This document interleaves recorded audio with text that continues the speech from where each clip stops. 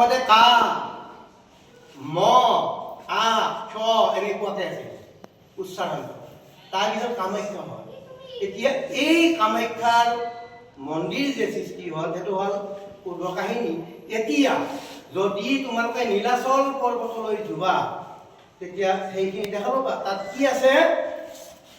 নীলাচল পৰ্বতৰ 3খন পাহাৰৰ সমষ্টি। এই পাহাৰ 3খনৰ নাম হ'ল ব্ৰহ্মা, শিৱ আৰু বৰাহ। এই 3খন পাহাৰৰ সমন্বয়ক নৃতত্ত্ববিদসকলে নামকৰণ কৰিছে নীলাচল। নীলাচল পাহাৰৰ বুকুত নীলা বস্ত্ৰবাসিনী দেৱী কামাখ্যা বিচৰণ কৰে। তলত কি আছে? এটা গুহা আছে, অন্ধকাৰ গুহা।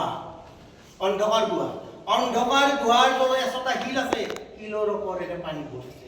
যদি কামাখ্যালৈ যোৱা সেইটো তোমালোকে দেখা পাবা। কি আছে তাত? এটা অন্ধকাৰ গুহা আছে।